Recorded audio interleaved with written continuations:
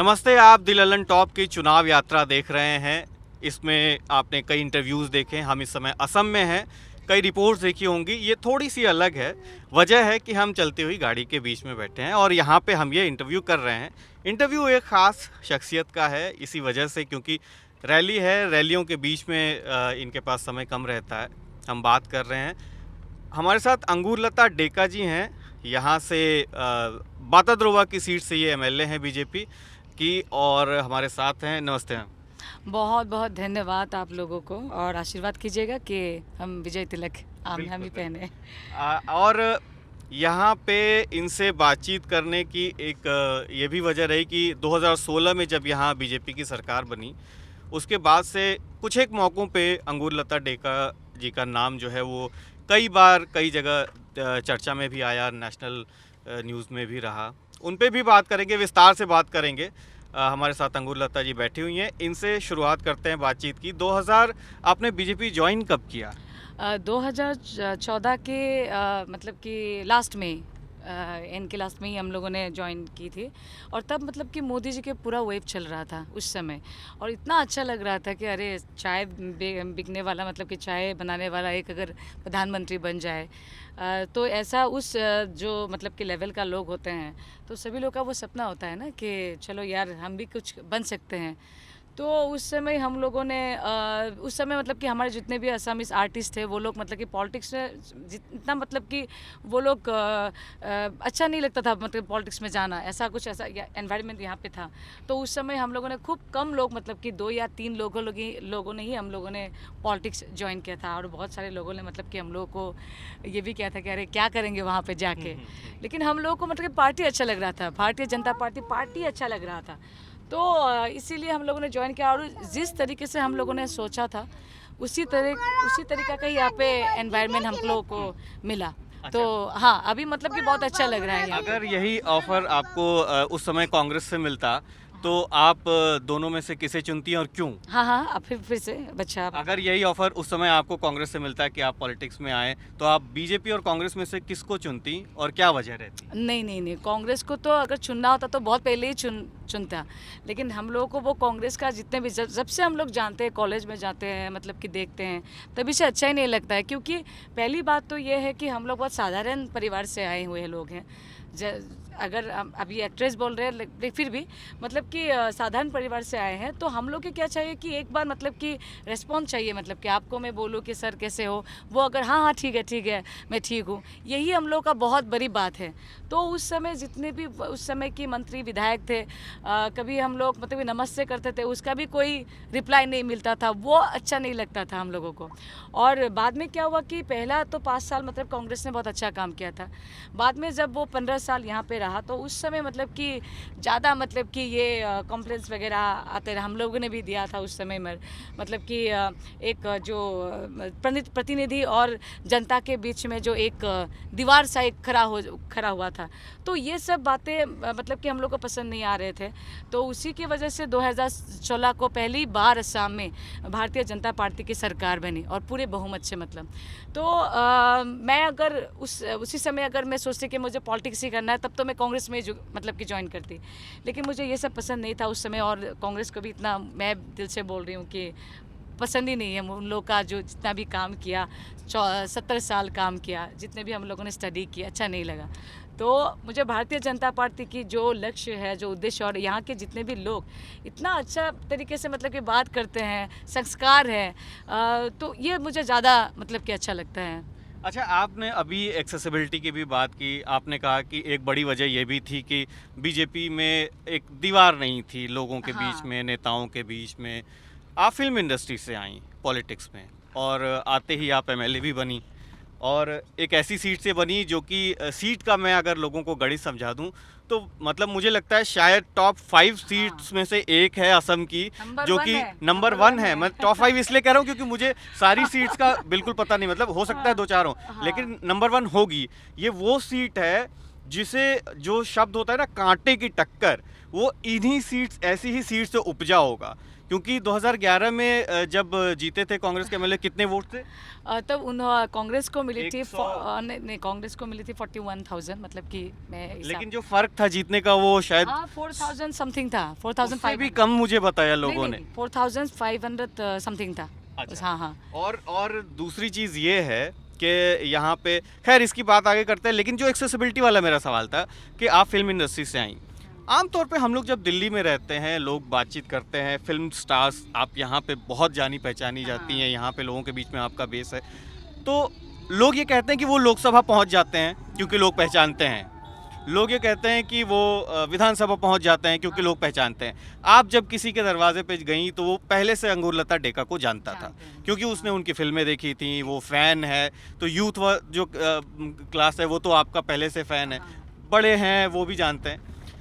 इसके बाद लोग कहते हैं कि जब फिल्म स्टार्स जीत जाते हैं, जब वो विधानसभा पहुंच जाते हैं, लोकसभा पहुंच जाते हैं, तो लहर में पहुंच तो गए लेकिन काम नहीं करते, विधानसभा नहीं जाते, लोकसभा नहीं जाते, और फिर अगली बार चुनाव में वापस उसी वेव के बेस पे आते हैं।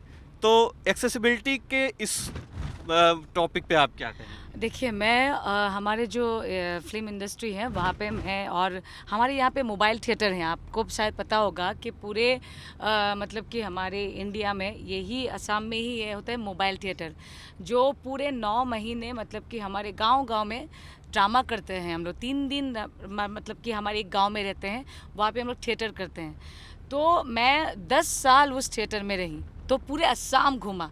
मेरे लिए कोई भी नई नहीं है, सभी लोग मेरे जाने पहचानी हैं। मैं अगर मतलब कि किसी जगह पर पूछ ले, मैं वहाँ की जगह के बारे में बोल सकती हूँ। तो ये जो मेरे बटोद्रा कंस्टिट्यूएंसी है, मेरे हस्बैंड के हैं, मैं शादी के बाद यहाँ पे आई, तो इस कॉन्स्टिट्यूएंसी में मैं, ऐसा नहीं है कि मैं पहली बार इलेक्शन खेलने आई हूँ, पहली बार मिली हूँ, ऐसा नहीं है। तो यहाँ पे मैं पूरे जगहों पे मतलब कि ड्रामा कर चुकी हूँ, तो पहले से ही मुझे वो जाना पहचाना होता है। और दूसरी बात ये है कि पूरे असम घूमने के बाद, 10 साल घूमने के बाद एक एक्सपीरियंस होता है कि मैं बहुत एकदम मतलब कि एकदम क्या बोलूँ इसको, अगर अमीर घर की बात करेंगे, वहाँ पे भी रह के उन लोगों के भी बारे में क्या सोचते हैं वो लोग, वो भी मैंने सुना है, महसूस किया है, और उनके साथ कैसे रहना है वो भी मैंने सीखा है। और अगर आप मुझे बोलेंगे कि एक गांव में बिजली नहीं है, इस रूम में मतलब कि आपको नीचे रहना है, तो वह उस जगह में भी रह के मैं आई हूँ। तो मुझे पूरा एक्सपीरियंस है कहाँ कैसे, मतलब कि आप जिस हालत में अगर आप मुझे रहने को बोले, मैं वही उसी हालत में मैं अच्छी तरह से जीत के मतलब कि आ सकती हूँ। ऐसा मुझे मतलब ऐसा एक्सपीरियंस मुझे मिला है पूरे 10 साल में। तो वो एक्सपीरियंस मुझे अभी काम में दे रहा है कि मैं फटाक से लोगों के साथ मिल जा सकती हूँ। और हम लोग युवा हैं, तो क्या होता है कि हम लोग जब कॉलेज में पढ़ते थे तो पॉलिटिक्स अगर कोई पॉलिटिक्स के बारे में बोलता था, अरे चलो यार पॉलिटिक्स मत करो यार, ये बहुत गंदा है मतलब। लेकिन मोदी जी के जितने भी हम लोगों ने स्टडी किया, मोदी जी आने के बाद, मोदी जी के बारे में जानने के बाद, थोड़ा नहीं, बहुत यहाँ पे एनवायरनमेंट चेंज हो गया है, बहुत। मतलब कि ऐसा मतलब कि महसूस हो रहा है कि अरे ऐसे भी सरकार चलते हैं, ऐसे भी पॉलिटिक्स बन सकता है यार। तो हम लोग अगर युवा अगर पॉलिटिक्स नहीं करेंगे तो हमेशा तो बुरे लोग ही मतलब कि क्षमता में रहेंगे। तो ये मतलब कि हम लोग महसूस किया, और ये सब ज़्यादा मतलब कि चीज़ें हम लोगों को, मुझे ज़्यादा मतलब कि यहाँ पे काम करने के लिए सहायक दिया है। आपने कहा कि जो एक्सपीरियंस है आपका आसाम घूमने का, वो आपको काम आ रहा है। हाँ। एक्सपीरियंस काम आ रहा है, लेकिन काम का एक्सपीरियंस जब लोग यहाँ पे पूछेंगे कि अगर आपको लोगों से ये बताना हो कि बाताद्रोआ के लोगों को, अगर आपको अभी सुन रहे हो कि ऐसे 2 4 5 मुद्दे जो आपने असेंबली में उनके लिए उठाए, वो कौन कौन से होंगे? देखिए, पहली बात तो मैंने उठाई थी कि हमारे आप जो अभी बोले थे ना कि 5 सीटों में से एकदम पहली मतलब कि सबसे कांटे की टफ सीट है ये। उससे भी पहले एक बड़ी बात है, आपको शायद मतलब कि दिया नहीं है कि ये महापुरुष श्रीमंत शंकरदेव जी की जन्मभूमि है। अभी हम वहाँ भी गए थे आपसे हाँ, मिलने से पहले, हाँ। वो शूट भी किया है तो हमने। इसीलिए पूरे लोगों की दृष्टि इस कॉन्स्टिट्यूंसी में है। और 70 साल में कांग्रेस ने यहाँ पे शासन किया, लेकिन गुरु जी के जन्मस्थान को लेकर कुछ नहीं काम किया, कुछ भी नहीं किया। हम सभी लोगों के गुरु के नाम को सुनकर ही बड़े हुए हैं। सब कितने सरकार आए, जितने भी मतलब कि मतलब मीटिंग में हम लोगों ने गए, लोग बोलते हैं कि गुरु के जगह को मतलब कि डेवलप करना है, लेकिन किसी ने भी नहीं किया। तो 70 साल के बाद हमारे सरकार ने पहली बार वहाँ पे 188 करोड़ से मतलब कि यहाँ पे हमारे अमित शाह जी आए थे केंद्रीय मंत्री, तो यहाँ पे आके वो आधारशिला करके चले गए। तो ये हमारी बहुत बड़ी मतलब कि सपना एक साका मतलब कि पूरा हुआ है।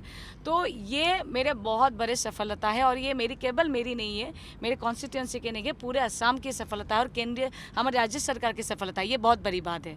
दूसरी यहाँ पे मतलब कि मैं बोलती हूँ कि मैं जब मतलब कि यहाँ पे 2016 में आई थी तो यहाँ पे रोड्स वगैरह बहुत ही ख़राब था।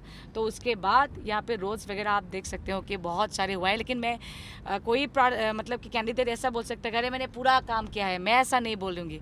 मुझे और भी काम करना है रोड्स मतलब कि रोड्स पर, लेकिन लोगों ने देखा है मतलब डेवलप देखा है। ये दूसरी। तीसरी बात है कि मैं विधानसभा में महिलाओं को लेकर मतलब कि उनके कुछ मतलब कि इशू को लेकर मैंने वहाँ पे उठाई थी, जैसे कि ब्रेस्ट फीडिंग रूम के बारे में को मतलब कि इंडिया में शायद पता नहीं बहुत कम लोगों ने विधानसभा में उठाया था। उस समय मैंने उठाया था और उसी के बाद हमारी असेंबली में और सरकारी जितने भी मतलब कि ऑफिस है वहाँ पे मतलब कि धीरे धीरे से शुरू हुआ है ब्रेस्ट फीडिंग रूम। और उसके बाद हमारी महिलाओं की सुरक्षाओं के लिए मैंने बहुत बार वहाँ पे मुद्दे उठाए थी। और हमारे यहाँ पे बहुत बीच में बहुत रेप केसेस हुआ था बच्चे को मतलब कि उस समय भी मैंने उठाया था। और उसके बाद हमारे यहाँ पे फर्स्ट ट्रैक की व्यवस्था यहाँ पे की है। तो मैंने बहुत सारे उठाए हैं, लेकिन बहुत नई थी इसीलिए कभी घबरा भी जाती हूँ कि ये बात उठाना है कि नहीं, कैसे उठाऊँ ये। तो इन चीज़ों में मैंने उठाया है। और सबसे बड़ी सफलताएं है कि गुरु शंकर देव जी की जगह पे जो 188 करोड़ की जो गुरु के सृष्टि को हम लोगों ने संरक्षण के लिए जो हम लोगों ने प्रोजेक्ट तैयार किए हैं वो सबसे बड़ी सफलता है। अच्छा, आपने कहा कि आपने जो असेंबली में जो चीज़ें उठाई हैं उसमें से सबसे ज़्यादा ब्रेस्ट फीडिंग और महिलाओं की सुरक्षा पे काफ़ी चीज़ें आपने कही हैं। 2016 में जब आप पहली बार एमएलए बनी थी तो मुझे याद आता है कि उस समय सोनोवाल और हेमंता के बाद आपका नाम नेशनल न्यूज़ में था। थोड़े ही टाइम के बाद आया क्योंकि रामगोपाल वर्मा ने एक ट्वीट किया था और उसमें उन्होंने कहा था कि अगर इतना ग्लैमर आ जाता है राजनीति में तो मैं मानता हूँ कि अच्छे दिन आ गए। तो उस पे क्या जवाब था आपका और अभी क्या, क्योंकि वो फिल्म इंडस्ट्री से ही आते हैं। हाँ, नहीं बहुत अच्छा है। मैं जितने भी लोग मुझे क्रिटिसाइज करेंगे या जो भी करे जो भी बोले मैं उसको पॉजिटिवली लेती हूँ। चलो यार मेरे बारे में सोचते तो हो कुछ भी, हाँ कुछ तो सोचते हो इसीलिए बोलते हो। तो मैं बहुत बहुत धन्यवाद देती हूँ क्योंकि मुझे इन चीज़ों ने मुझे मतलब कि मुझे मेरा जो लक्ष्य है ना वो और भी तगड़ा करके रखता है। उनको बोलना चाहिए था या नहीं बोलना चाहिए था इस पे क्या? नहीं मैं उसके बारे में कुछ नहीं बोलूँगी क्योंकि आदमी जब बोलते हैं ना तो उनका मतलब कि पता है ना कि आप जो भी बोलते हो कि उसका चित्र आप समाज में खुद ही दे देते हो। तो मुझे उसके बारे में नहीं बोलना है। इतने बड़े बड़े लोग होते हैं उसको पता होना चाहिए कि मैं ये बोलूँ या ना बोलूँ। लेकिन मैं ये बोल रही हूँ कि जो भी मेरे बारे में जो भी बोले मैं उसको पॉजिटिवली लेती हूँ और मेरा जो लक्ष्य है मैं उस लक्ष्य में मुझे जाना है और ये सब आते हैं। और मैं पिछले 5 साल में मैंने देखा कि मुझे जितने भी लोगों ने इन चीज़ों में मतलब कि पकड़ के रखा था वो लोग हमारे यहाँ पे असमीज में बोलते हैं कि इसको क्या बोलते हैं हिंदी में गंगा में फेंकना होता है। अच्छा, मतलब उसको गंगा में बहा दो। हाँ ऐसा बोलते हैं। तो मुझे जितने भी लोगों ने अभी तक इस मामले में मुझे बोला है टोका है जो भी बोला है जाके मैंने, लेकिन उस बात को मैंने कभी भी मतलब कि ऐसा इम्पोर्टेंस नहीं दिया कि मुझे ये बोल रहा है मैं बैठ जाती हूँ, ऐसा नहीं किया। आपने कभी उनसे बात की, कभी बात हुई और कभी टकराव हुआ?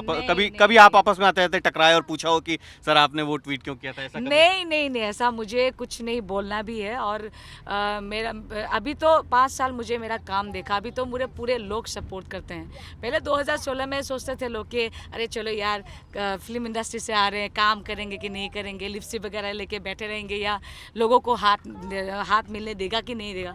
तो अभी 5 साल में मैंने काम नहीं, अब सब छुट्टी हो गया, मतलब कि छुट्टी हो गया बाकी सब लोगों का कि चलो यार ये काम करती है ये। तो अभी कोई भी इशू नहीं है। अभी लोग बहुत मुझे प्यार करते हैं और लोग अभी बोलते हैं मतलब कि हमारे आर्टिस्ट लोग भी बोलते हैं कि अरे चलो यार अंगूर काम करे, उसको काम करने दो, हम लोग उसको हेल्प करेंगे।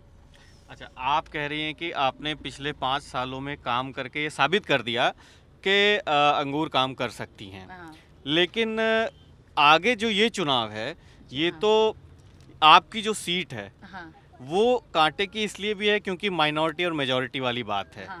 अब हम जिस रैली से आए जिसमें अभी आप थोड़ी देर पहले थी उसमें हिमंता बोल रहे थे हाँ और हिमंता बोल रहे थे कि हम भाजपा के ऊपर आप दोषारोपण करते हैं कि ये नफरत की राजनीति करती है, क्या हमने सबको सब कुछ नहीं दिया, ऐसा बोला उन्होंने। हाँ तो जब वोट उस दिन दबाने बटन जाएगा आपका जो वोटर है, उसके दिमाग में हिमंता की ये बात रहेगी कि बीजेपी ने सबको सब कुछ दिया, या फिर वो बात रहेगी कि मियाँ मुस्लिम का वोट हमें नहीं चाहिए। तो अगर मियाँ मुस्लिम का वोट नहीं चाहिए उन्होंने बोला, तब तो आपकी सीट फंस गई।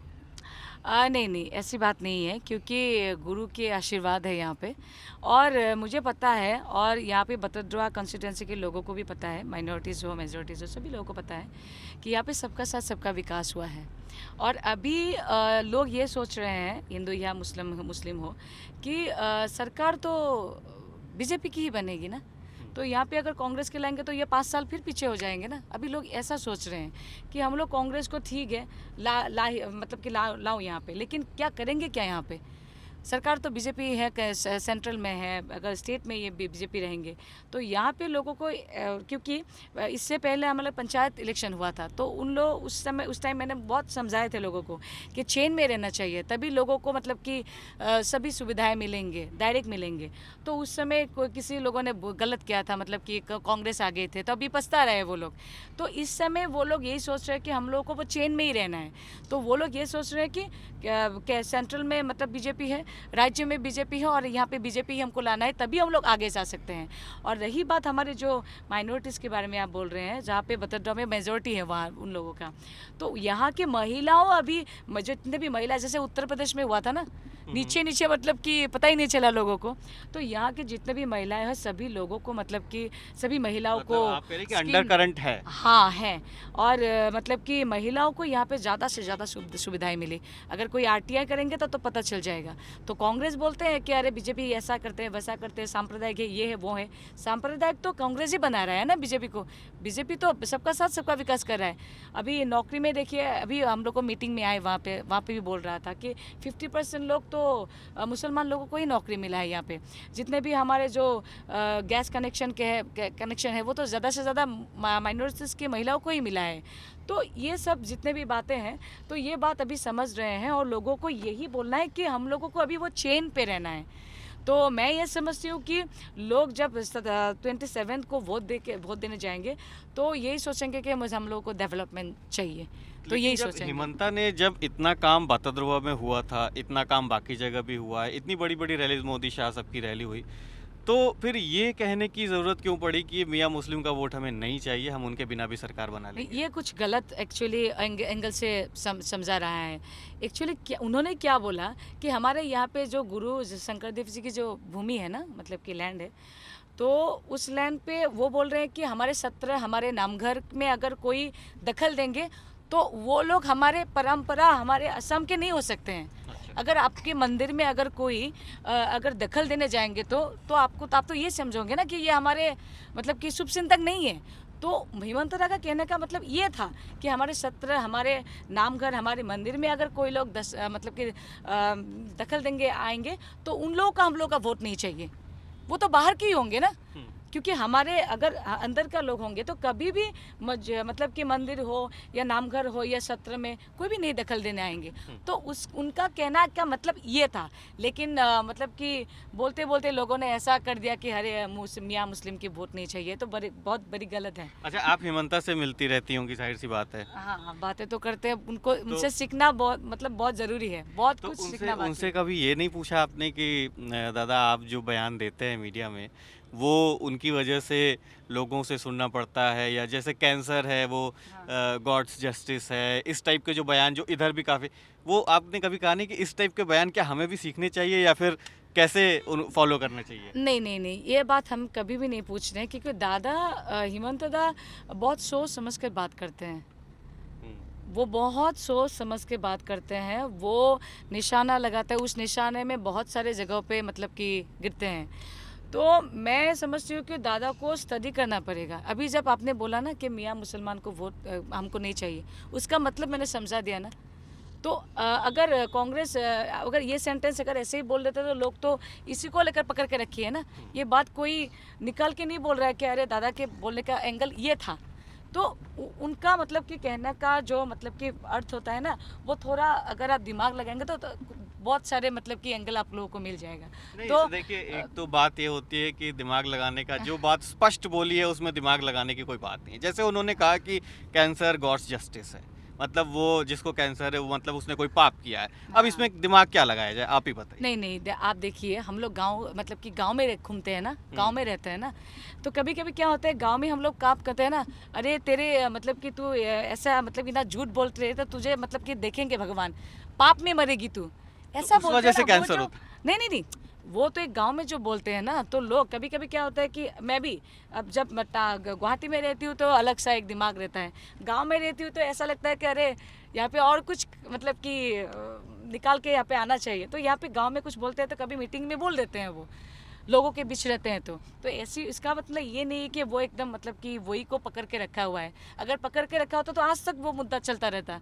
तो मेरा ये कहना है कि इतने सारे अभी आज देखिए वो कितना 8-9 तक मीटिंग किया, तो वो भी तो एक आदमी ही है ना। तो कभी ऐसा हो सकता है कि हाँ वो सुन के आए हैं और वहाँ पे ये बोल दिया, लेकिन वो मुद्दा लेकर मतलब कि पूरा 1 साल ही लेके गया, ऐसा तो नहीं हुआ है ना। हाँ। और अभी आप लोग रैली में थे तो ये भी कहा गया, जो लोग आए थे उनसे, कि कांग्रेस बीजेपी को यहाँ पे सिर्फ 3 साल काम करने का मौका मिला। 1 साल तो हाँ। कोरोना में गया हाँ, और 1 साल गया काम में। काम है।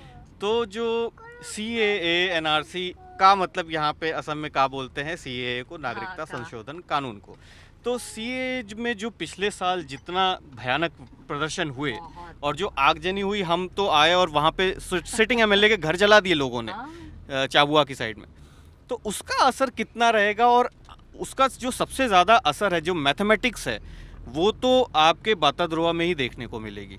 क्योंकि यहाँ पे जो CA में पीछे हुआ, वो तो पोलराइजेशन का असर यहाँ पे दिखेगा। उसका फिर आपको लगता है कि आपका काम बनाम का, वो कितना असरदार रहेगा? अरे का तो कब का गया, ये पूरा स्टोरी बन गया, ये कब का यहाँ पे चला, असम से अभी गायब है ये का, क्योंकि का लेकिन वो आंदोलन तो में। चुनाव होने तक ही ना। अरे नहीं नहीं, ये तो चुनाव के लिए ही है, लोगों ने इसे मुद्दा बनाया था। अरे अभी मेरा बंगाल में तो कह रहे हैं कि अरे ये बंगाल वैक्सीनेशन। बंगाल के इशू है, वहाँ पे मुझे नहीं बोलना है, लेकिन हमारे असम में का आंदोलन किया था कि जिस तरीके से हो मतलब कि बीजेपी को मतलब कि दबाया जाए, लेकिन ऐसा हो नहीं पाया ये। और सभी लोगों के मतलब कि जो नकाब होते हैं ना, वो खुल गया। एक्चुअली क्यों कर रहा था वो लोग, क्योंकि मैंने खुद आंखों से देखा है, दिन में वो लोग का आंदोलन करते हैं और रात को जाके हमारे मिनिस्टर को या इसको लोगों को जाके मिलते हैं। ये सब क्या है, मैंने तो खुद आंखों से देखा है, मैं इसको क्या बोलूँ। और मेरे जो कॉन्स्टिट्यूएंसी है यहाँ पे तो लोगों ने का आंदोलन जितने भी लोगों ने किया था, वहाँ पे अभी बीजेपी पे योगदान किया है। और जितने भी बीजेपी में मतलब कि का आंदोलन में भाग लिया था, वो लोग अभी नया कोई मतलब पार्टी खोल के अभी चुनाव लड़ रहे हैं।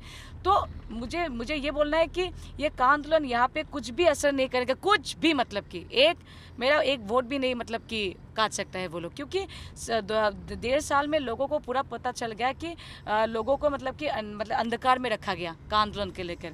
और मेरा सीट तो एकदम उससे मतलब कि बहुत दूर है, उस इशू से बहुत दूर है। तो हेमंता या अमित शाह, ये का पे अभी इनका स्टैंड, जो आज भी इन्होंने कुछ बातें कही, कल भी कही, लेकिन पिछले तकरीबन 1 साल से का पर जो यहाँ का मीडिया है या इन लोगों का, ये चुनाव बीतने का इंतजार कर रहे हैं, और का और NRC पे अब कुछ बातें हो नहीं रही हैं, कहीं रैलियों में भी। ये क्या वजह है? वही तो बोल रहे हैं कि वो एक कम्प्लीटली वो बीजेपी को दबाने के लिए वो लोग इशू बना रहे थे उस समय, कि चलो यार सब लोग जितने भी यहाँ पे एकजुट हो गया ना, महाजुट गठबंधन बोलते हैं यहाँ पे, तो वो तो उन लोगों ने बहुत ट्राई किया था। और आप लोगों ने अभी देखा है मीटिंग में, आप लोगों ने एक बात फिर मैं बोल देती हूँ थोड़ा यहाँ से दूसरे मतलब टैग में, कि 2014 से पहले यहाँ पे इलेक्शन होते थे ना, तो इतना मारपीट, एक इलेक्शन आते हैं तो हम लोग का मतलब कि अच्छा नहीं लगता था, अरे इलेक्शन आ रहे फिर से झगड़ा वगैरह ये सब। लेकिन 2014 के बाद में आप लोगों ने असम में, मैंने जितने भी इलेक्शन देखा है, मतलब कि यहाँ पे उत्सव जैसे हो रहा है, ये बहुत अच्छी बात है। आप जितने भी आप हिमंता की मीटिंग में जाओगे, आप देखोगे, माननीय मुख्यमंत्री जी की मीटिंग में देखोगे जाओगे, तो वाले सिर्फ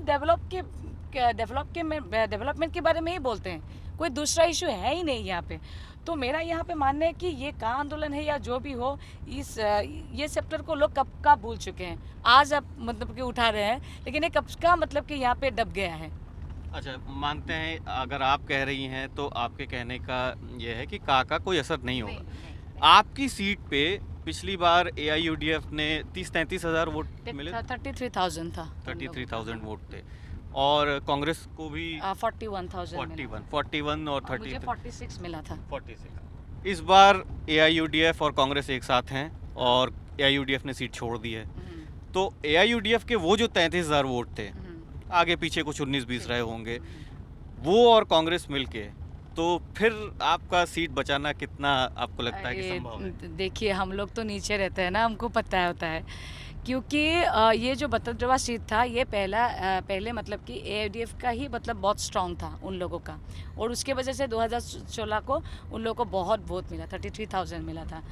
तो ये मेरा ये कहना है कि जो कांग्रेस का हम लोगों ने यहाँ पे असम पे देखा है ना कि 4-5 महीने से महागठबंधन हम लोग को पता था कि ये महागठबंधन फ्लॉप होने वाली है, सुपर डुपर फ्लॉप होने वाली है।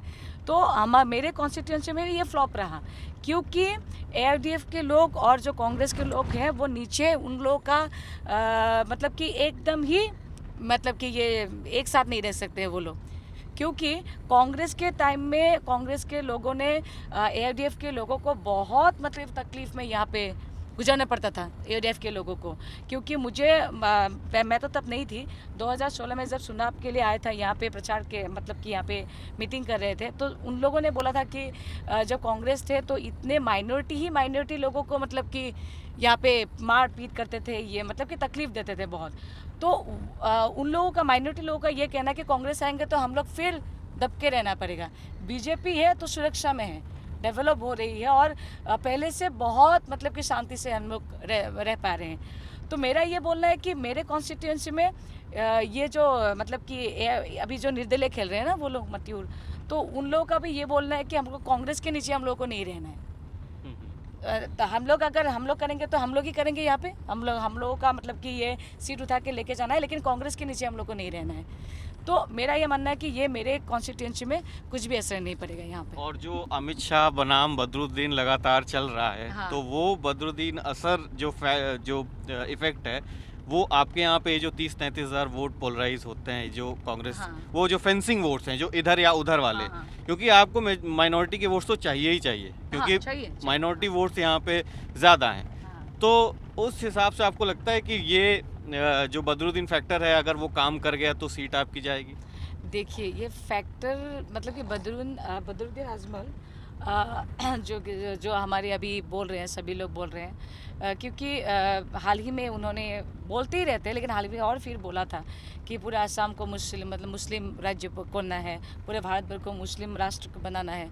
तो ये तो मुद्दा तो लोगों के बीच को लाना ही है ना, कि यहाँ पे तो अभी देखिए पॉपुलेशन के बारे में हम लोग अभी बात करेंगे तो आपको पता चलेगा क्या हो रहा है यहाँ पे।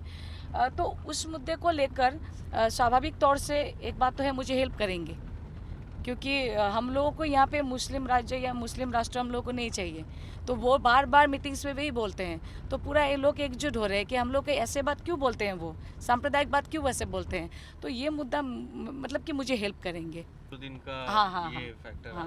है। अच्छा, इधर बीच कुछ समय पहले आपकी तस्वीरें एक फिटनेस एक्सपर्ट की तस्वीरों के साथ वायरल हुई थी, वो जानकारी है आपको उस समय? हाँ, वो कोई बंगाल के थे शायद वो। हाँ, एक पहले मतलब कि 2016 में ही जब विधायक बनी थी उस समय बहुत वायरल हुआ था मेरा फ़ोटो। पता नहीं कौन कौन वो लोग मॉडल थे या ये थे वो थे, पूरे मतलब कि नेशनल न्यूज़ में भी चला था वो सब। तो कोई बात नहीं, ऐसा होता है, एक्ट्रेस अगर पॉलिटिक्स बन जाता है तो उनके मतलब कि अगर कुछ एंगल से आप पकड़ नहीं पाते हो तो उसी एंगल को पकड़ते हो जहाँ पकड़ने से उनका थोड़ा चलो यार ये वीक हो जाए। तो मुझे ये सब मतलब कि आते हैं जाते हैं, मुझे ये सब फ़र्क नहीं पड़ता है। तो पहले से ही मैं ये सब अच्छा ही लगता है, चलो यार तुम लोग मुझे ऐसा क्रिटिसाइज़ करते हो और मुझे ऊपर लेके जा रहे हो, तो मैं ये सब पॉजिटिवली लेती हूँ। एक्ट्रेस जब पॉलिटिक्स में आती है तो लोग उस कमज़ोर पॉइंट को लेते हैं हाँ। जिससे कि तो आप जब पहले फिल्मों में थी और अब पॉलिटिक्स में 5 साल से आप एमएलए भी हैं, कितना फ़र्क लगता है आपको तब के शेड्यूल में, अब के शेड्यूल में? तब आपको सेट पे जाना पड़ता था, अब लोगों के बीच में जाना पड़ता है, शेड्यूल मतलब 19-20 वही रहता है। कितना फ़र्क लगता है पॉलिटिक्स और एक्टिंग के बीच में? बहुत फ़र्क है क्योंकि वहाँ पे हम लोग एक रंगीन दुनिया में रहते हैं। इतना इजी रहते हैं हम लोग। अरे यार चलो यार पार्टीज़ वगैरह ये सब, पार्टीज़ मतलब कि छोटा मोटा, मैं इतना बड़ी भर्ती नहीं करती हूँ। तो वहाँ पे एक मतलब कि फ़िल्म करते हो, शूटिंग के लिए जाते हैं या कोई दूसरे जगह पे जाते हैं, रंगीन होते हैं हमारा लाइफस्टाइल।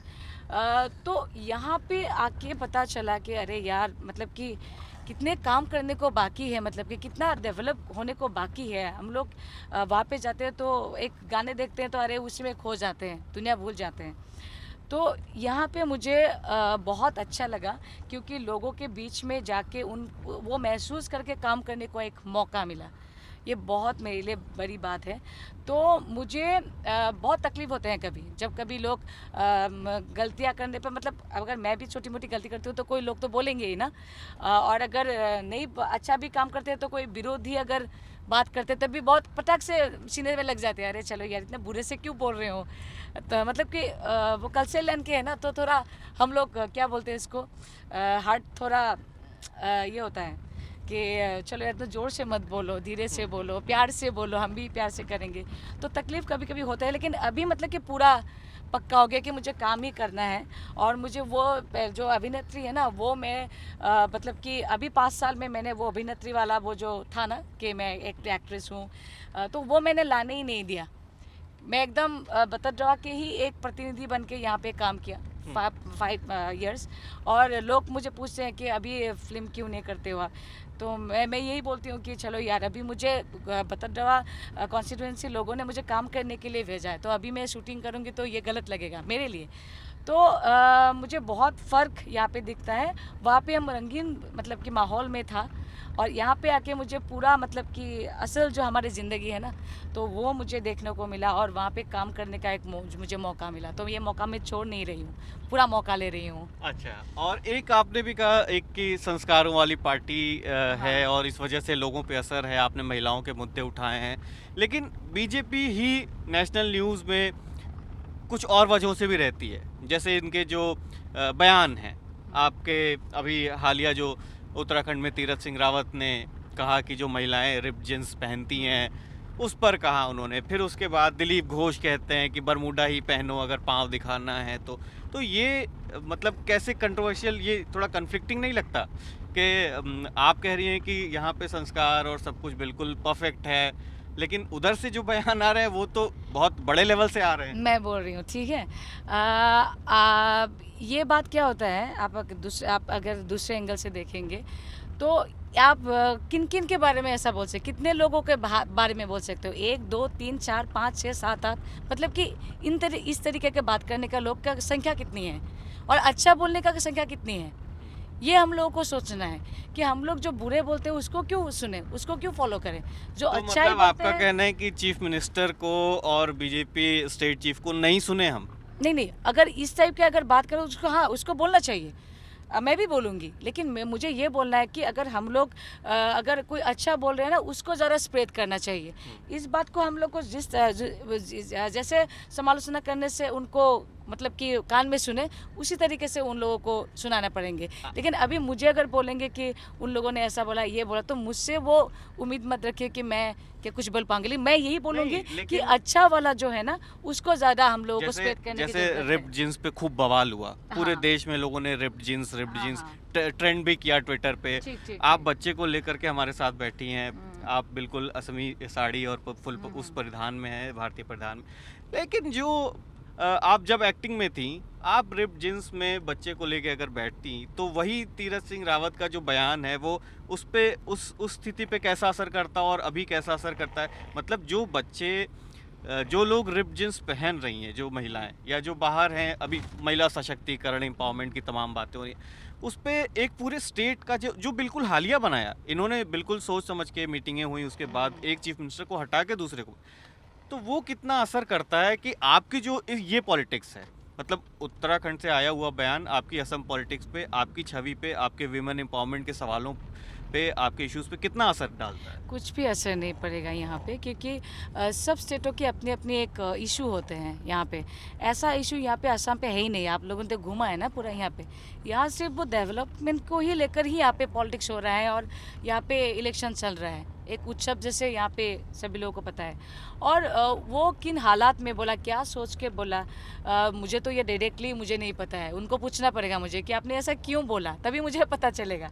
लेकिन यहाँ पे कुछ नहीं असर पड़ेगा। और मेरा ये बोलना है कि अगर महिला के सबलीकरण के बारे में अगर जब बोलते हैं तो ये कपड़ा वपड़ा, ये सब मेकअप वगैरह, ये सब तो बहुत छोटी मतलब कि चीज़ होते हैं। हम लोग को उनको किस तरीके से आत्मविश्वास प्रबल होने के लिए काम करना चाहिए, किस तरीके की बोलना चाहिए, मुझे उसके थ्रू मतलब कि ये मुद्दा है ना, मतलब कि इशू बनाना है। तो यहाँ पे उस तरीके के मतलब उन स्टेटों में जो भी चल रहा है, यहाँ पे कुछ असर नहीं पड़ेगा मतलब कि आगे। जी, ठीक है। आपने बातचीत की हमसे, अब हम शायद करीब भी हैं पहुंचने के। आपसे बातचीत की, बहुत बहुत शुक्रिया आपका ललन टॉप से बात करने के लिए। बहुत बहुत धन्यवाद। सुनिए, कि मैं लोगों को बोल देती हूँ कि असम में रहती हूँ, थोड़ा हिंदी इधर उधर हो सकती है, शब्द इधर उधर हो सकते हैं, तो गलत मत समझिएगा। और पूरे मतलब कि आज दिन भर मतलब कि रोड शो किया तो एकदम खराब है। मतलब पता ही चला उनको, वो भी मतलब कि इतना आपने भी बहुत मतलब कि घूमा हमारे साथ, तो बहुत बहुत धन्यवाद। बहुत बहुत अच्छा लगा बात करके, और आशीर्वाद कीजिएगा कि जीत के आऊँ और महिलाओं के लिए काम कर पाऊँ। धन्यवाद, बहुत बहुत धन्यवाद। आप असम से अपडेट्स के लिए लगातार हमारे साथ बने रहिए। ये टीम मोती, जिसे आप अपनी स्क्रीन पे देख रहे हैं, ललन टॉप चुनाव यात्रा की ये असम यात्रा है, जिसमें हम अभी बातादुर्बा में थे। हमारे साथ अंगुर लता टेका बात कर रही थी। यहाँ से एमएलए हैं बीजेपी की, इस बार फिर से इन्हें टिकट मिला है। सामने कांग्रेस की शीलाबोनी बोरा, शिवामणि बोरा, हाँ, शिवाबोनी बोरा अरे है। वो तो उनके बारे में तो आपने पूछा ही नहीं। वो तो बहुत एक इतना मतलब कि बयान दिया, वो आपको पता नहीं है ना शायद। एक उन्होंने बोला 4 दिन पहले एक भाषण में, जो एनआरसी को लेकर यहाँ पे एक होता है ना, सभी लोगों को पता है, तो उन्होंने अपने पेज में मेरी मीटिंग में बोल दिया कि एनआरसी पे उन्होंने बोल दिया कि एनआरसी पे मैंने किसी डॉक्यूमेंट्स को नहीं देखकर मैंने नाम को वहाँ पे मतलब कि उठा दिया वहाँ पे एनआरसी लिस्ट में। तो ये बहुत बड़ा बयान मतलब कि किया उन्होंने खुद अपने मुंह से। तो पूरे असम में ये मतलब कि पूरे कांग्रेस ने मतलब कि उसको कुछ बोल नहीं पा रहा है उनके इस बयान पर। और अभी उनके ऊपर 500 से लेकर 600 तक मतलब कि वो केसेस पूरे लोगों ने दिया है कि वो राष्ट्रद्रोह की हैं वो। तो मेरा ये कहना है कि अगर एक महिला अगर बीडीओ होके उस टाइम में इतना घोटाला कर सकते हैं, तो विधायक बन के और क्या क्या नहीं करेंगे।